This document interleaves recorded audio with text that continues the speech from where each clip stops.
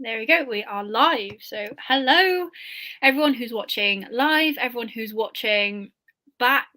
Welcome to my channel, and welcome, of course, to none other than Matthew Ward, who is with me this evening, giving up some of his precious time to talk to me about all things him and his book and his worlds, which is fantastic. So, thank you very much for being here. Lovely to be here. Good. I'm glad. Well, we have a fair few things to talk about because this is featuring on your book tour for your newest book, which I have next to me, which is very pretty. I do love this cover, which is The Darkness Before Them. And it's the first in a new trilogy, isn't it? It is, yes. At least that's the plan. Could it be No longer? chickens to be counted. It's well, second one's written, third one isn't yet. You never know what could happen. Well, that's So good. I always find it baffling, like writers, just in general, how you work. Because I was speaking to Stephen Orion a couple of months ago, and he was saying like he's got everything planned out for all three of his newest books. So he's published one this year, and he's got one planned for every year. And he was like, "Yeah, I think I'm on the drafts for the newest one, and the other one's off to the publisher." And I was like, "Geez, how on earth do you keep up?" I don't know. Well, to be fair, so as I just said, this is your newest book, The Darkness Before Them. I can talk, I promise. So this is your second trilogy, I believe. Your first one was the Legacy trilogy. Is that something you foresee doing always? Trilogies? It seems to be a common theme for you at the minute. I mean, it's weird, isn't it? Because it's a fairly common theme across fantasy, particularly less so. I think in science fiction, there are still plenty out there.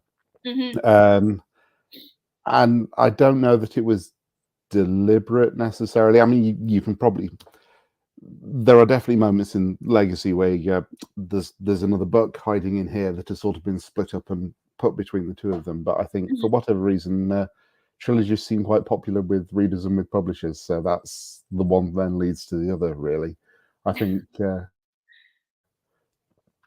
if I'm honest, I think I'd like to do a little bit more standalone stuff or standalone stuff in the same world rather than, because there's always a point in the trilogy where you just go, what's the thing that happens next? I'm sure there was something. I'm sure there was something that was going to fill these pages, but I can't remember what it was. And it's nice to kind of just remove that little bit of oh, what's happened now? And it's fine. You get through it. We all get through it. It's because the idea is normally there, but it's just about sequencing everything in. And sometimes I think it would just be nice to go, yeah, here we are. Here's a book. It's this long. It's done. But not this time. This time, yes, as you say, we're on the trilogy again. So do you plan all your books? This is a common question that I ask a lot of authors that I talk to, because it's become more common now to talk about, especially on book Twitter, whether you're a pantser or a planner. Do you plan your whole series? Do you pants it? What is your writing process kind of looking like? It depends. So as present me with the two options. Well, what's the third option? I want to be the third option. Obviously, a certain amount of planning you need to do when you're having conversations with your agent, your publisher. So people go, no, I'm confident there's a book hiding here somewhere. And certainly the first book was quite meticulously planned out. And then I got partway into it and thought, but what if we did this with it instead? And that had knock-on consequences along the line, not least for the second book. Which is eerily similar to what happened with the Legacy trilogy. So maybe that is just my process. I pretend I've planned this much of a book. Then I get a certain way into it and go, I might be slightly bored now. I want to do something else. I think that's part of it, is that I like to have a little bit of spontaneity for myself in there. So I can be surprised by what's going on. So with the best will in the world, I don't know that I'll ever quite be able to go, look, here it is, and this will happen in this chapter, and this will happen in this chapter, and then it will proceed more or less like this till the end, because I'll always want to fiddle, and there's always another idea comes along. And I think part of the trick sometimes is going, is this idea right for this story, or is this something that should be somewhere else? So yeah, I think the answer is somewhere in the middle. Certainly, as I say, I'm writing the third book for this series now, and because of some of the changes that I made in book 1. It meant that book 2 was different, and now we're in book 3, and it starts in a different place to where I envisaged. Some of the characters are in different places. Some of them are still alive when they weren't supposed to be. It's very inconvenient. So this one, while there is a plan, it doesn't look like the original plan any longer, and will probably evolve as I go through it.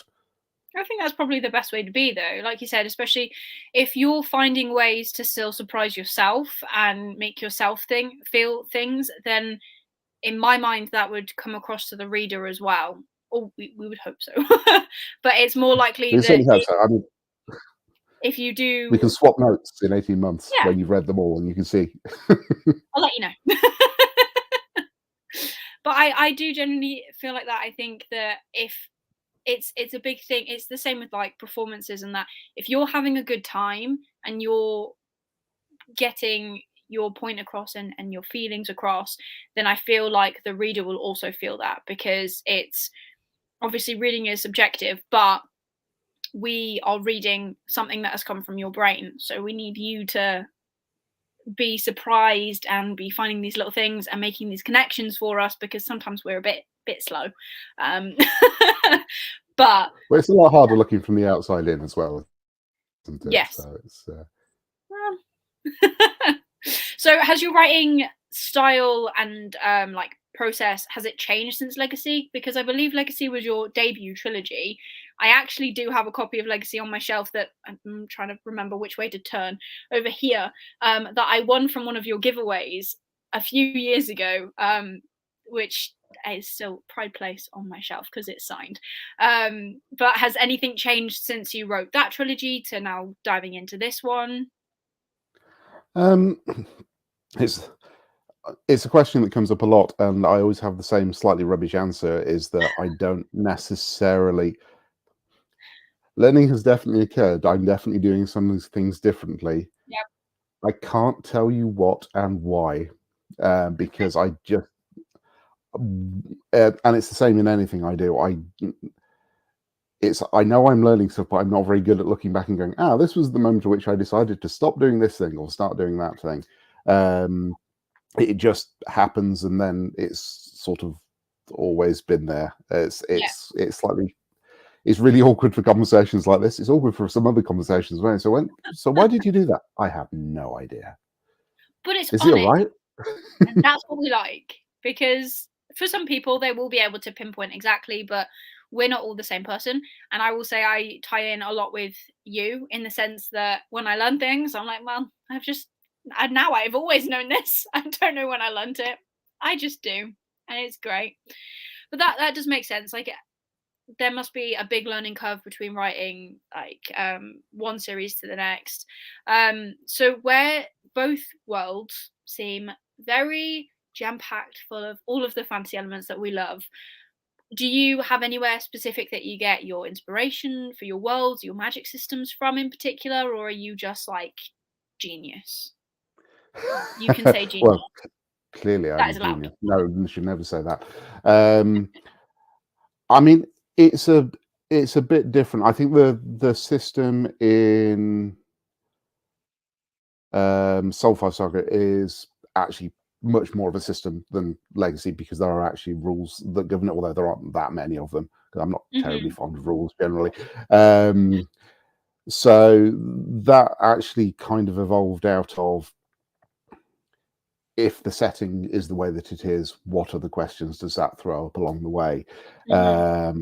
And just to talk a little bit about it for anyone who's watching who isn't aware, basically all of Kalad, which is the kingdom in Soulfire Saga, kind of runs on souls. It used to run on souls as currency, because you could use souls for little bits and pieces, and you could actually sort of slice a departed soul down into lots of little bits and pieces that you could then set as almost like spiritual watchdogs, or little spirits that can then lock doors or bar paths or light rooms or heat things and things like that. And it's that slightly weird thing, because obviously within the world, it then starts to take a little bit of the place of very simple machines almost. and then you hit that point, you go, but if you use an Ifrit for this and for this, then you should probably be using it for this as well, and then it sort of daisy chains out of there. And then obviously there are the other aspects of it as well, about being able to sort of embrace a part of someone else's personality or talent by essentially inhaling a little bit of departed soul stuff and things like that. So that then opens up other doors and other bits and pieces where the questions you have as you're writing are sort of answered by what you've done before. Whereas I think with Legacy is a lot more. I should never say this out loud. Hand wave, gods did it. It's fine. It's a lot more. What's the phrase? A lot more spectacle rather than science, I think. Yeah. So to the point that I wouldn't even really call it magic systems at all, if it was me, because when I hear the word system, I think, well, there are definitely rules about how a thing works. You know what you put in at this end comes out at the other end.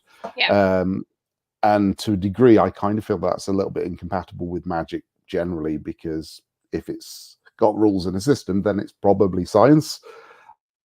So yeah, so all the stuff in Soulfire Saga definitely approaches sort of like the strains at the end of what I would consider still to be magic, and it's mostly because effectively the fuel source is something fantastical in that case. Yeah. No, that is true. I did really enjoy the different ways that you wove the Ifrit into the story, because it's the first time I've ever read a story using them like that. There's another series that I've read, which is the City of Brass by S.A. Chakraborty, and in her story, it's the Ifrit and the Daevabad, and Daevabad are a higher class essentially, and Ifrit and bad and wrong, and all. So it's a really nice different way to experience that kind of phrasing, because it's not the same, but nothing really about fantasy is ever the same, because you can do what you want with it, and that's why we like it, because you can go wherever you want with it. But since we are talking about the darkness before them, do you want to give us a very, well, it can be as long or as short as you want, pitch about your newest book, so people watching can know what they have to look forward to in this? You see, this is the kind of thing that I should have practiced, and I absolutely have not. So this is. It's fine. We're all about chaos on this channel. So, that's cool. Yeah, it's sit down and go, right, I need to write a brief synopsis of this. It only needs to be a brief synopsis. 5 pages later, you think, oh God, I've done it nice again. and in-depth. So, Darkness Before Them follows a young woman called Kat, who, through no fault of her own, particularly finds herself heavily indebted to effectively the big money lending church of the setting, which is called Alabastra. And to try and get out from under that debt, she resolves to actually then steal from Alabastra to pay off her own debt with them, and has essentially a small group of not necessarily friends, but definitely peers with whom that she's going to go out and perform this. I suppose we can use the word heist. It's fine. Perform this heist. So Kat has an advantage that no one else has. She has something called an Aetherios tattoo on her arm, which her father created. It's one of its kind, and she can actually reshape it to try and communicate and manipulate any Ifrits that she comes across, be they sort of like guards or things called motics, which can be things like sort of like door bolts or things that move elevators and things like that. And this is really important because normally Ifrits only respond to a very specific glyph that is kept very, very secret and then is tattooed onto people who then have access and should be able to command those Ifrits. So Kat is the only person who can actually circumvent that whole process. She can copy them in advance. If she's focused enough, she can try to do it on the fly, but it becomes a little bit difficult after that point. It's really hard to say what else goes on in the book, because then we start getting spoiler territories, but it is a kingdom with a revolt underway and a famous folk hero that Kat falls into contact with. there's also a lot of political scheming going on amongst the noble houses in the city in which she's operating, which is called Tysanta, and she's drawn into all of that as well. And slowly but surely, she finds herself drawn into much more uncomfortable and a much bigger stakes than she could possibly have imagined at the start of the book. So it all started off that's so my nice. It was reasonably short and mostly clear, so I think we're doing well. No, that was really clear. I think you've hit, obviously without hitting any spoilers, you've hit the nail on the head. One of the things that I really enjoyed about going into this book is that there's no real here is this, here is that. You're straight into like Kat is doing something. She is on her way to basically commit this heist, and I think it's really good, especially for me and my attention span, to just be dropped straight into action and learn things as we go. I liked that it was a lot of, we're going to teach you about this, but not in a dumbed down way. We're just going to assume that you kind of know what's going on. There's a glossary in the back, which is really helpful as well. And I am the sort of person that would flick back and go, what's that mean? and flip back and carry on reading. Not everyone is like that, but I found it really helpful and I really enjoyed that sort of thing. So yeah, I think that's really cool. And one of our lovely listeners is already sold on your premise. So there you go. That pitch works. That's what you need to write down for future. Another actually good question that he has got is, how long have the books taken to write? Obviously you've done book one is coming out. I want to say it's the 10th this month. I believe I'm correct. 7th. 7th? So 7th in the US and then the 9th in the UK.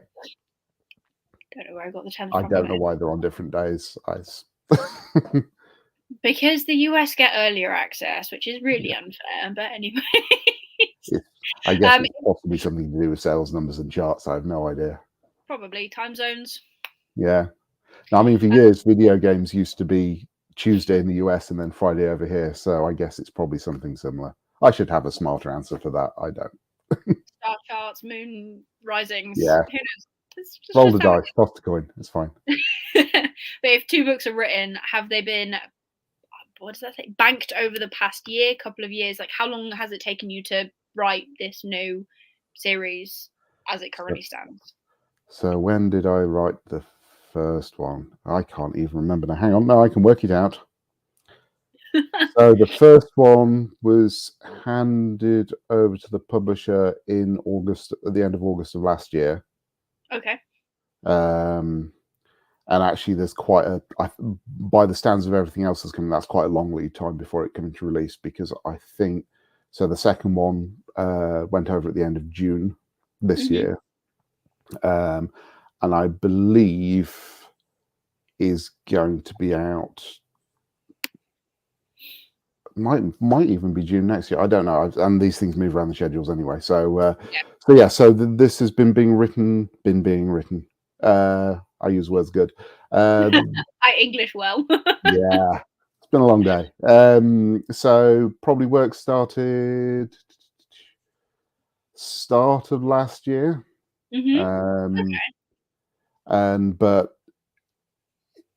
it's kind of half my working life, so it's not quite as straightforward as that. So I think that we've allowed for about 8 or 9 months for each one to get written this time around, whereas Legacy was Legacy allowed for a year. So yeah, but these are a bit shorter, so that's probably fine. That's good. Is the publishing schedule roughly one a year, would you say? Is that kind of the plan at the minute, or is? I mean, I think it should be. How long are you making me wait to read the next one? It should be a bit quicker, as I say. I should have the answers in front of me, but I think probably I don't think you'll be waiting a year for the next one unless something has changed, and then the same with the one after that. Again, assuming I actually write it, but. So that was good for the binge readers out there, because they can just either wait until the second one comes out or read the first one and be like, oh, well, it's less than a year, hopefully, all things going well, that we can read the next one, which is usually a big thing. I find that a lot of books, although it is great to have obviously one a year, it's quite consistent. You can kind of have a good schedule with that. As the reader, I don't agree. The business part of me agrees, but the reader part of me does not. No, I think I definitely wanted to write these closer together because, as I said, Yeah. they are shorter books. They're maybe not as short as they could have been, but they are definitely a lot shorter than Legacy. I think it's about 170,000 Mm. in The Darkness Okay. Before Them, whereas they're 240 in the Legacy. So there's a good haircut that's gone on there. Yeah. Is Um, it comfortable writing in the shorter time frame, or is there any yeah, sort of generally speaking, I mean, stuff always comes up, stuff always yeah, does, but the way life works is that stuff will come up if you've got 10 years to write the thing, or if agreed. you've got 6 months. Yeah. Um, I certainly I would like to get that span down more if I can, because again, it keeps it fresher for me, which, as you were saying earlier, it keeps it fresher for the reader as well. So Yeah.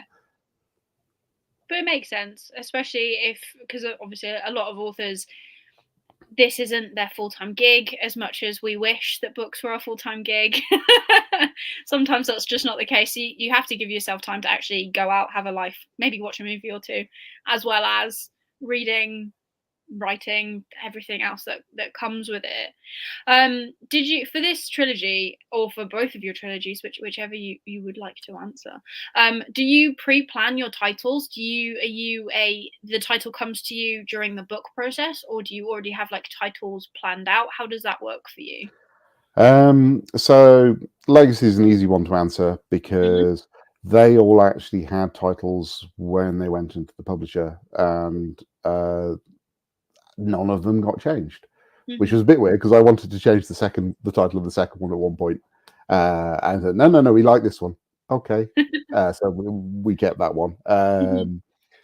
But with this one, this only ever had a working title even when it went into the publisher. So actually, my editor deserves the credit for the name on this one, um, because we went back and forwards on it for ages. Because names are just hard. Yeah. You either have them right there and you've got Hmm. them, or it's just a pain, and you never like them when you create them in the first place. You have to live with them for a Yeah. while. And then you go, actually, no, that just feels natural. And it's not just true of books, it's true of characters, places, anything like that. Yeah. And then you put it down, walk away, come back 2 months later, and hopefully you look at it and go, no, that's right, that's fine. It feels, why did I ever think that wasn't the right answer? So yeah, it's so a little bit of both. Again, see, two options, and I've had to pick the middle one because it's No, that's fine. I'm just difficult. It's quite nice to hear actually, because it's almost like you. It's nice that it's not the same recipe for everything, that because again, for myself, like nothing I if I do one thing once, I probably will never do it the same again. So it's nice to hear that there's an author who does it that way as well. That you change things up or do whatever will actually work for you best. This series, it doesn't have to be exactly the same as the last one. For your new series, did you have a favorite part of writing this specific book, this first book? Is there like a memory or a part where you're just like, yeah, this is my favorite thing about writing this book? I know it's probably been I'm hoping there's like a million choices for you to pick from. It's the moments are always the ones where you go, this is part of what had been being planned towards, Hmm. and it's finally here, and now it's fun because you feel like there's a little. It's normally someone is getting their comeuppance, something has been revealed, or it's just a bit of a scene that you have been waiting to get to a place with, Yeah. and it's just no, I can get through doing all these things that are very necessary and very important, but this is the bit over here that I want to get to. And I think um, the part that I actually like the most in hindsight Hmm. actually comes way late in the book, so it's really hard to talk about in detail. But it's basically part of the resolution to Kat's relationship with Valent, who is the rebel leader, effectively, and Hmm. they have a very complicated relationship in this book. But there's a point at which where she finally decides what it is she wants out of their relationship. Small r, I will hasten to add, and just how she goes about that, and Yeah. what his response is to it. It's just fun. It was just a nice little thing to build to. And again, because there is one character that I would really like to talk about, but I can't because there's really hard character to talk about in any details without getting into spoilers, because there's like 2 or 3 layers of it. We don't want to spoil it beforehand. No, absolutely. You've probably got half an idea of the one I mean anyway, I suspect. So. Possibly, but that just means that everyone who's watching this back or watching this live, they have to go and read the book. Like, you have to go and get the book, and then you will also understand, because then you can join in. You can all have discussions about this. Oh, that's a good one. Do you like to leave your readers gasping in surprise or crying tears at having their heart gouged out or ripped out? Wow, you made that darker. What can I say? Yes, but not to be mean, if that makes any sense. I think Be a little bit mean. I think if you surprise people too much, then they don't trust anything that you're saying. Yes. Particularly in a book where your only point of input is basically the written word, you have to sort of trust what the author is telling you. Whereas if you're watching a movie, for example, there's lots of other things going on. You have the dialogue, you have the actual physical emoting of the actors, everything else that's going on around the scene. So if you suddenly go, you know what, that actor's been lying to me the whole film, I don't like him anymore, you can at least watch the others and try and get a bit of an input from it. Yeah. So it's trying to find that balance of giving people something to care about and giving them the giving them a reason to feel something. And I think that can be, oddly, I think we don't talk about this much in fantasy, or maybe it's just because the Legacy trilogy is particularly dark, it's never really come up, but some of it is giving people moments of joy that they didn't realize they wanted as well. And actually seeing some of those resolutions between the characters where people make amends for things that they've done, or they put the past behind them and work together against something that they can't handle alone. Those things are really, really important. I mean, I think the old saw is it's better to provoke a reaction than no reaction at all. And I think, yeah, you always want a reaction. I think the important thing is to mix things up a little bit.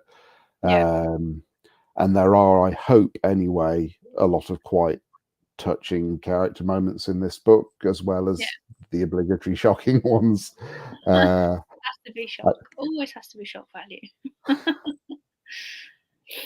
think so. And going from that and having people react to your books, do you get any shouty messages in your DMs, in your email, being like, how dare you do this to me and these characters? I mean, I know that there's definitely a small group of people that I've occasionally seen tweeting on Twitter, or X as it is now. It's always going to be Twitter, let's be honest. With you on that.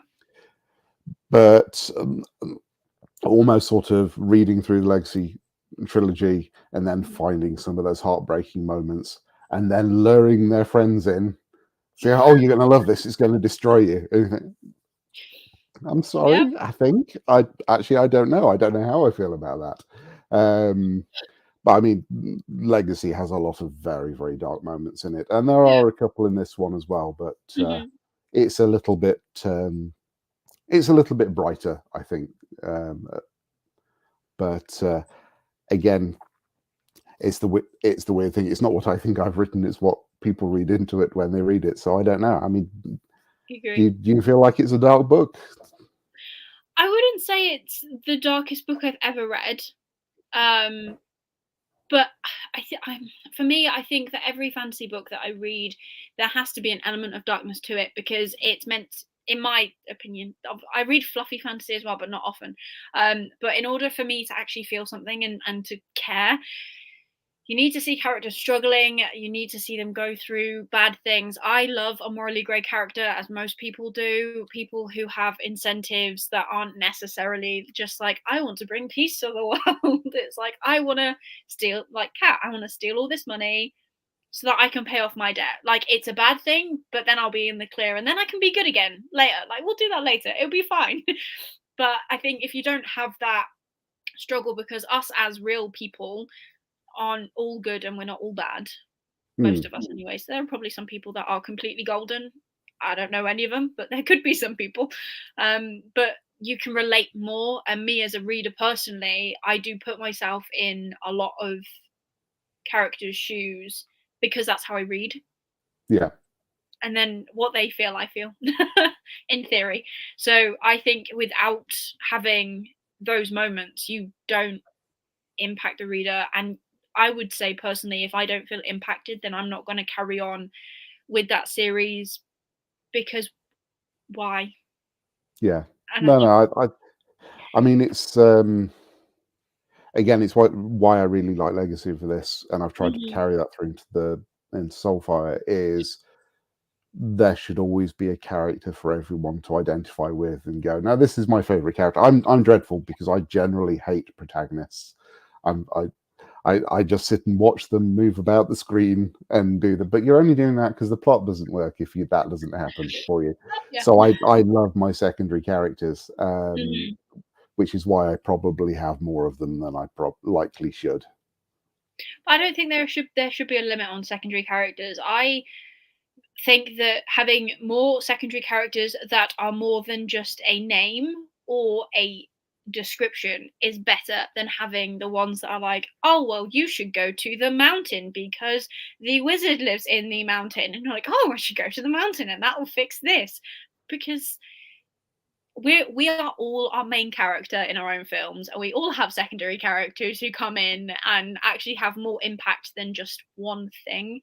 And I think that being able to write secondary characters as well as you do is a very big skill and an amazing talent, because you want to not just read the people that you're reading about, because the people around them make them who they are.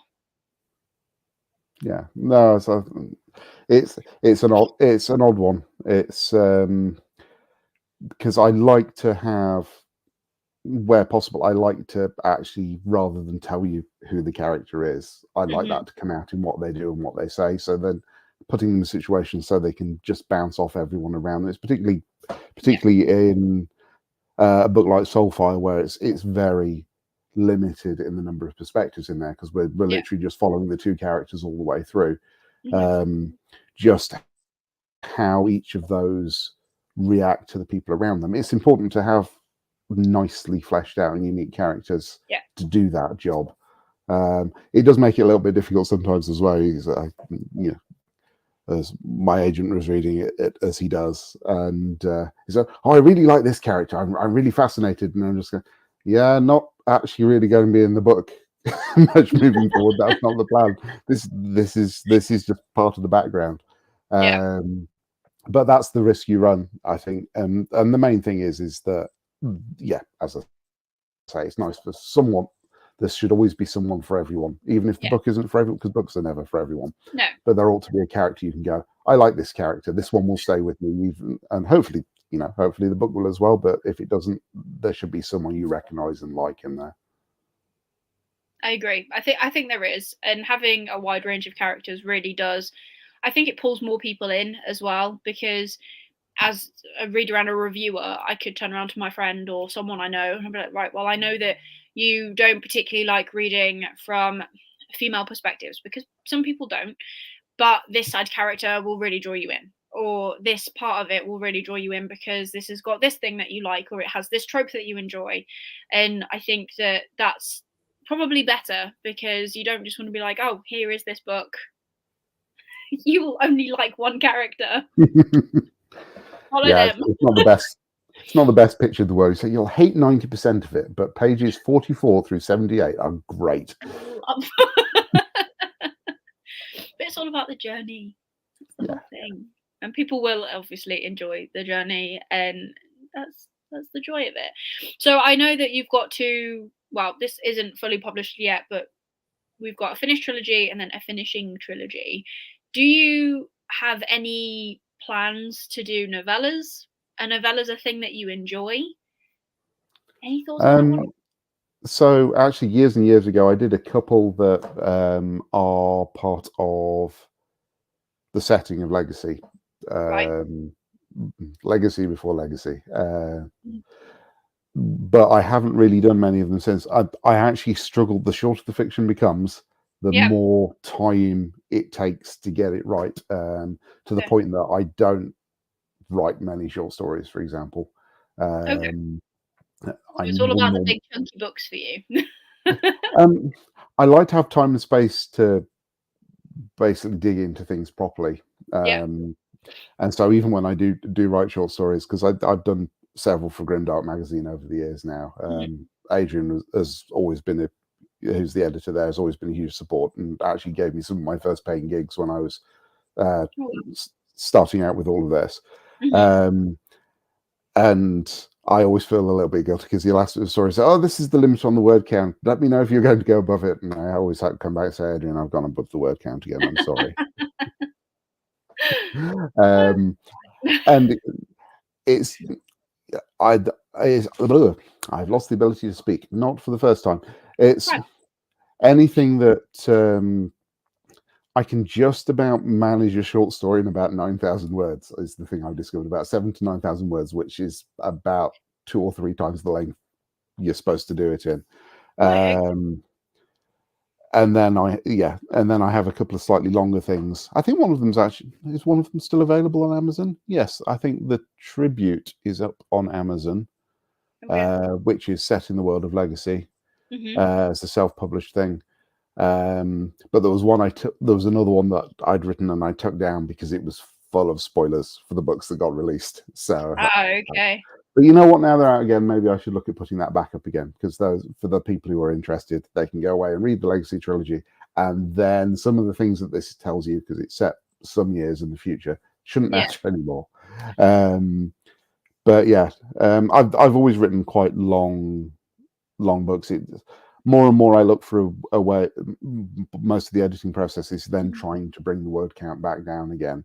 Yeah. Um, like Legacy of Ash, the first draft of that was something like 285,000 words, so that lost 45,000 words along the way. And truth is that wouldn't know. Mm. Nothing's missing. It's just trying to be more concise with language and get to Yeah. the heart of things a little bit quicker. Some people will say I don't get to the heart of things quick enough in Legacy of Ash, but that's it's It's all on personal it's preference. taste and style and stuff like that. But I mean, even way back when the first thing I wrote, which again used to be up self-published on Amazon, but I took it down because what are spoilers for Legacy Trilogy. Um, I mean, when that was in its original form, that was like 220,000 words. I think the version that exists now is about 165. And again, nothing is missing from it. It's just Mhm. so talking about what you learn as you go through the writing process. One thing I've definitely learned is how to say the same thing, but with about 40% fewer words in some cases, which Okay, is that's a good actually skill. it's really handy if you're desperately trying to hit a word count, certainly. So yeah. Well, there you go. You've pointed out exactly something that you've learned. So, Hmm. Couldn't tell you when I so learned it though. It just happened some point in the past. fine, completely fine. We don't have to pinpoint when we learned it. We just like knowing what we learned, apparently. So you mentioned that some of your stuff has been self-published. So did you start with self-publishing and then get picked up by an agent, or how did your writing journey exactly work out for you? So it's kind of things have moved in tandem a little bit because one of the truisms about writing is you get one chance to impress someone with the thing that you've submitted. So if you then come back to it and say your 220,000 word book is now a 165,000 word book, no Hmm. one who's seen it wants to see it again at that point, and quite rightly so, to be honest, because Hmm. there are only so many hours in the day. So part of I would write things and I let them sit for a bit. I go back and edit them. Then they would go on to submission. Hmm. And then they all still work. And then part of the project that I was doing for a while was going, right, this thing actually knowing now what I know now, what do I need to do to this? And we can put it up into and out into the world. So I think I used to know this number. I think I'd written about it's somewhere between 6 and 10 novels before John Gerald, this is, finally caved and let me let me come onto his books. And a couple of those were tie-in books for the Frostgrave war game system, so they were actually traditionally published, but through a slightly weird route, because obviously it's a little bit unusual. And since then, yeah, stuff keeps moving forward. I mean, I've been exclusively working on my Hobbit books pretty much since then, although I did last year go back a bit into a book called Queen of Eventide, which was something that I was writing right at the start, after I finally started knuckling down to try and do this full time, or something approaching full time. And I went back into that, gave that a good edit and a haircut, and actually got the audiobook produced for it as well, which was nice, because it's splendid. It's a slightly weird one, because it's not like the Legacy trilogy or Soulfire, because it's, I don't know if you call it urban fantasy. I'm dreadful with genres, but it's set in this world rather than a different world. But there are bits of a different world intruding into it, so it's actually set a few miles down the road from here in Nottingham, because Nottingham's is just this, as a city, it's just a very, very strange place because of how all sort of the architecture and history is layered in it. And I can remember, that weird thing when you're a kid and you go in shopping, you go, why is there a railway tunnel halfway up the side of that hill that goes nowhere? And of course, it's because of all the rail cutbacks back in the 60s, and they stripped a load of it out. But it's just this weird sort of impossible thing. And obviously you have a lot of Robin Hood mythology there. You still have the castle and the caves and all those other bits and pieces. So that was a nice one to go back into and just go, right, okay, again, not necessarily consciously knowing what I know now, but how can I make this much more presentable? How can I bring this to more people? And I was really fortunate, because a woman called Kristen Atherton, who narrated the audiobook for Legacy of Steel, is narrating the Queen of Eventide book, and she's just absolutely splendid. She just makes everything come alive and sound far classier than it was when it was on the page. It's beautiful I'm stuff. sure that's not true. I do love Nottingham, to be fair. I've been a couple of times. It's a lovely place. I was very naive when we went last time, because we went last summer for like a mini vacation, and I was baffled by how far Sherwood Forest actually was from. Yes, didn't used to be, but it's been gone a long drive. So I think that is some really good information, and ways to draw people into your books. So for the last 15 minutes, I was going to ask you some questions to get to know you as a person. Okay. And your reading habits, because me personally, I'm nosy and I like to know what other people like to read. So my first one is always, so you just said that you prefer writing larger books. Do you prefer reading larger books, or do you prefer reading smaller books? Oh, do you have a preference? This is the dangerous one, is that I don't read much anymore. For one reason or another, I would rather spend time poking at my worlds than other people's, and I think that makes sense. I mean, the other half of it is I learned a few years ago that I can't have my job and my hobby be the same thing, because you suddenly wake up one day and you go, what have I been doing for the last 6 months? Because it feels like all I have been doing has been working, and obviously it's not the same. But he does run the risk of doing that. So most of my media comes in through video games and TV these days.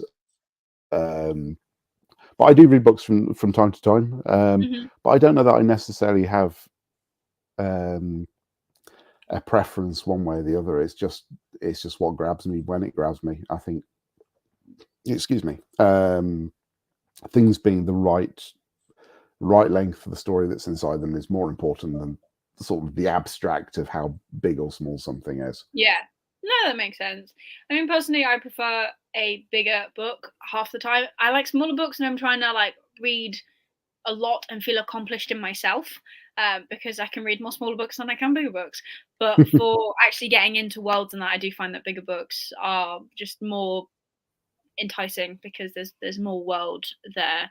I mean, if you love something as well, you want to know that there is more waiting Yeah, for you, don't you? It's there's nothing worse than going, this is fantastic. I want more of this. And, oh, there is no more of it. That's it now. Oh, yeah. Yeah, I like standalones as well because they kind of make me feel again accomplished because you're like, wow, I've read a whole book and I've devoured a whole story. And there are some times when you're like, oh, this series has got 15 books in it. I need to read all of them to get the full story. But again, yeah, it's like you said, it just depends on the moment, really. From the books you have read, is there a series or a book in particular that if you would recommend it, that doesn't make sense how I was going to finish that sentence. If there was a book or a series that you loved, what would it be that you would recommend to other people to check out? And it can't be your okay. own books, just saying. No, that would feel really, really weird. As we've probably established, I'm dreadful about talking about myself, so I try not to do things like that because it's doubly embarrassing. So I think we'll go with a couple of slightly different things tonally. Okay. I think for sort of like a science fiction series, there's something called the Quadrail series by Timothy Mhm. Zahn, which is basically it's almost like detective noir, but on an interplanetary train. Mhm. And despite being called the Quadrail series, there are actually 5 books in it because the quadrails are the things that the trains run on. But it's very sharp. It's very witty. There's, as there always is with Timothy Zahn, there's a little bit of hard science lurking under the Mhm. surface on it. But he's always very good at explaining it so you firstly don't feel stupid, and secondly Yeah. can actually understand why it matters and when it doesn't. Mhm. But again, just the characterization in it is always really, really nice, and it just manages to balance a sort of escapism, adventure, and some outright dread because there are some sort of terrible existential horror things lurking below the surface. But got a Yeah. nice bright cover on it, and everyone's smiling the whole time. Clearly, it's not that bad, but it's just really, really nice from that point of view. Oh, I happy ending. think, yeah, yeah, I think it does for the most part. Um, I think at the other end of the spectrum, it's it's sort of fantasy. I'll always recommend Bernard Cornwell's Warlord Chronicles. Mhm. The books, I should state, I haven't seen the TV series and probably won't because I'm terrified of what it's going to be. Which is basically his retelling of the King Arthur stories. Mhm. But it's very historical. There are moments where you go, did I just see some magic happen and you're just not acknowledging it? And he, and they are very nice little nice moments of ambiguity in there.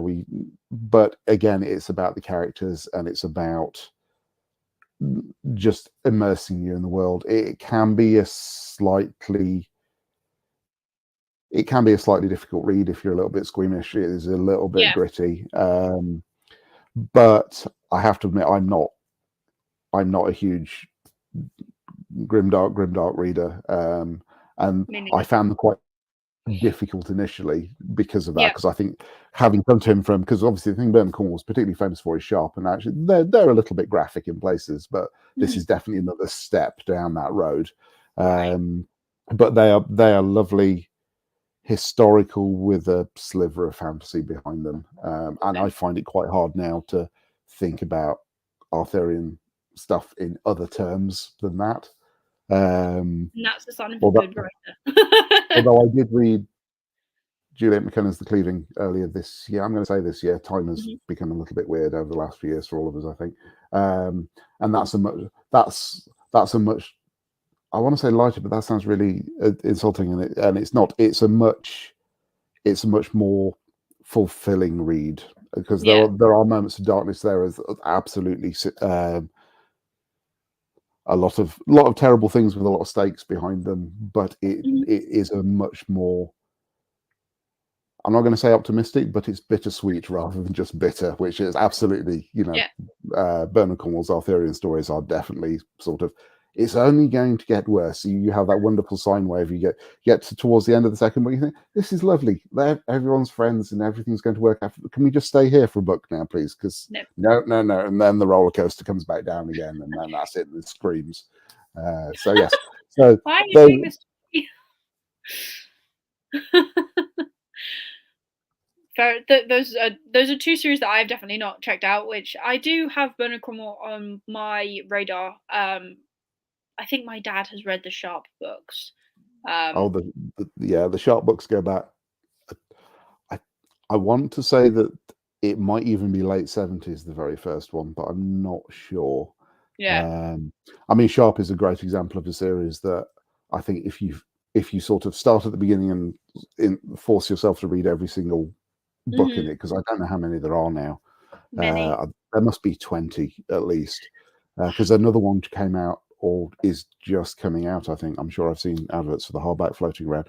If you try and read every single one, you will probably start to resent it, just because there is so much of it. But dipping in and out and enjoying them as you're enjoying them. But then again, I mean, when I started reading like 30 years ago, I read all the ones I could get my hands on, but at the time there were like 12 of them. It was a lot easier to do. Yeah, it's probably still quite exciting for people who maybe started with the series when it started, or if they picked it up when there was considerably less of them.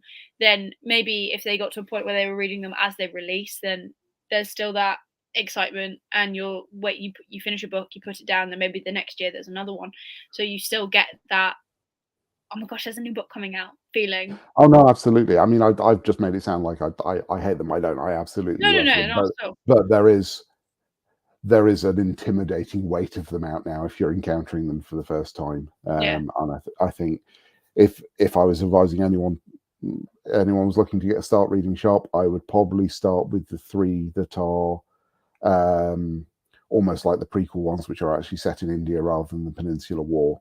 Okay. Because they flow together really nicely as a trilogy.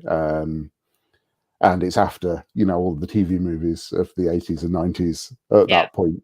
So he's kind of finally accepted. And the Sharpe is just Sean Bean, and we'll talk like Sean Bean does. Because there's the point in the books, because Richard Sharpe was always from London, right, and with dark hair, and obviously Sean Bean is neither of those things. No. So you can almost tell the point at which the TV stuff has then kicked in, because suddenly that's when Sharpe's background is much more about having, oh no, he moved from London to Yorkshire to be with the 33rd, so that's why he talks like Sean Bean. It's splendid stuff, and it's actually really nice to see sort of like the TV series cross-pollinating back into the books, and to know those things are so closely tied. It's you don't get a lot of that, because normally they come so far after the fact, or it's just people buying up the name of the book to hollow it out and put their own thing in there. So, but anyway, I probably talked enough about Sharpe. So you're a bit of a fan. It's fine. We have started rewatching them. We watched one the other week I have not seen since broadcast, and that's been quite a long time now. It's nice to go back and rewatch things though that you watched when they came out, or when you discovered them a few years ago. I know it drives my partner insane that I watched Gilmore Girls, not exactly the same thing, but I've watched that about 6, 7, maybe 8 times now. I rewatch it like every autumn because it's autumnal. Just the kind of thing that it feels like to me, and he's like, oh, not again. Can you not? It's tradition, isn't it? I mean, the Box of Delights from like 1985 will be on in this house over Christmas, because that's just, again, something that I grew up with, and it's just there's just something, even little bits of the music and things like that, that just strikes a chord. It's nice, really hard to think not doing it. It's nice when you find things like that, though. Yeah, absolutely. Yeah. So what is the hardest thing about publishing a new book for you? Honestly, it is the bit that we're doing at the moment, really. It's the going out and talking about things. I'm dreadful about talking about things that are myself. Just, why do you want to know that? That's just a bit weird. Go and do something interesting with your time instead, which is really bad for for selling things. But I'm steadily getting a little bit better at it. I've barely frozen up at all while we've had this conversation this evening, so that's good. I But haven't yeah, even noticed you freezing up at all, really, if I'm honest. Thank you. If I mean, talking in front of a camera to yourself is one thing, which is what I do on the regular now. But talking to someone else on camera, almost as if you're in like a TV scenario, it can be rather scary, I will say. I know the feeling. yeah. No, it's weird. I keep telling myself that if I do more of it, I'll be more comfortable with it, and probably I am, being honest. But it never feels that way. Again, when did the Yeah. learning occur? Who knows? But yes, so everything else, writing, planning, editing, things like that, in one form or another, I've been doing that for so long now that it's there are always challenges and exciting little surprises along the way, because of course there are, because that's how life works. But I have enough experience that I can feel that. But yeah, sort of when it comes to go and talk to people about your book, but I don't know what my book's about anymore because now I have to tell someone about it. Not so good at that. I have written the whole thing, so I don't know how to tell people without spoiling the ending. Can you not sum it up in 200 words? No. And then my final question for this evening. So do you have any advice for new writers or writers who've been doing it for a while and trying to get published? What would be your advice for them trying to find their way in this industry? Oh, it's a nice, simple question to finish the hour. Here it is. Talk to people. No. It's one of those things because it's a difficult question because everything is so broad and so specific. Because obviously trends are always changing all the time, styles are changing all the time. Even the modes with which you can actually try and get yourself out there and be in contact to try and move into that space is changing. Because I mean, back when I was first querying agents, it was just about the dying days of agents who would only accept queries if you actually put something in an envelope and sent it to them through the post.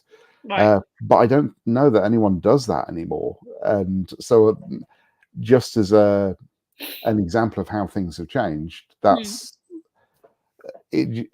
But I think the most important thing is you've got to learn to trust yourself and be honest with yourself.